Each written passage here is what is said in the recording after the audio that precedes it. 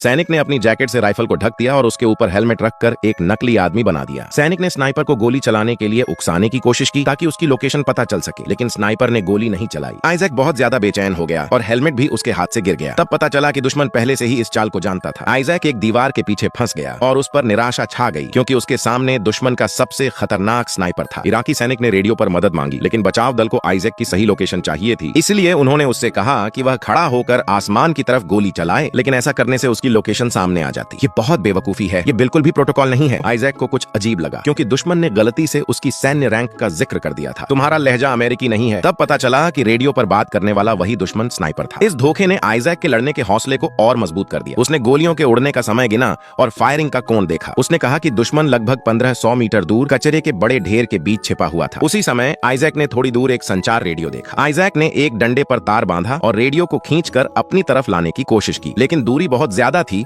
और वह उसे नहीं पहुंचा सका। उस जगह पर बिना पानी और बिना खाने के आइजैक पूरी तरह निराश हो गया। उसने अपनी सर्विस पिस्तौल निकाली, अपनी जान लेने का इरादा किया, लेकिन आखिर में ट्रिगर दबाने की हिम्मत नहीं जुटा सका। उसी समय तेज हवा चलने लगी और उड़ती धूल ने स्नाइपर की नजर छिपा दी। आइजैक ने मौके का फायदा उठाया और हवा व रेत की आड़ में दौड़ पड़ा। वह बिना किसी परेशानी के सामान और रेडियो तक पहुंच गया। आइजैक तुरंत वापस लौट आया, लेकिन स्नाइपर ने उसे देख लिया। फिर भी आइजैक जानलेवा गोली से बच गया। उसने अपनी ताकत वापस पाने के लिए जल्दी जल्दी पानी पिया। इसके बाद उसने रेडियो चालू किया और सच में मदद मांगी, लेकिन मुसीबत और बढ़ गई, क्योंकि उसकी स्कोप का शीशा टूट चुका था और स्नाइपर की एक गोली उसकी टांग में लग चुकी थी। आइजैक ने अपना चाकू निकाला, असहनीय दर्द सहते हुए गोली बाहर निकाली। फिर उसने घाव के ऊपर टॉर्निकेट बांधा और अपना ब्लड ग्रुप और घायल होने का समय लिख दिया। इसके बाद गंभीर चोट की वजह से वह बेहोश हो गया। एक कौवा उसकी घायल टांग पर आकर बैठ गया और उसे चोंच मारने लगा। तेज दर्द से उसकी आंख खुल गई। उसे तुरंत बच निकलने का तरीका ढूंढना था। तभी जैक ने जमीन पर पड़ी एक स्नाइपर राइफल देखी। उसने उसे रस्सी से एक डंडे के साथ बांधा और अपनी तरफ खींच लिया, लेकिन उसे पता चला कि राइफल में सिर्फ एक ही गोली बची थी। उसके पास सिर्फ एक मौका था। जैक ने एक साहसी फैसला लिया। उसने जानबूझकर दीवार गिरा दी, जिससे धूल का बड़ा गुब्बार उठ गया। फिर उसने तुरंत स्नाइपर राइफल तैयार कर ली। कुछ सेकंड बाद आइजैक ने दुश्मन की लोकेशन पकड़ ली और बिना झिझक ट्रिगर दबा दिया, लेकिन वह यह पक्का नहीं कर सका कि गोली निशाने पर लगी या नहीं। इसके बाद वह हिम्मत करके खड़ा हो गया। खुशनसीबी से वह जिंदा बच गया और मदद आने का इंतजार करने लगा। उसे हेलीकॉप्टर में चढ़ा लिया गया, लेकिन जब हेलीकॉप्टर कचरे के बड़े ढेर के ऊपर से उड़ रहा था,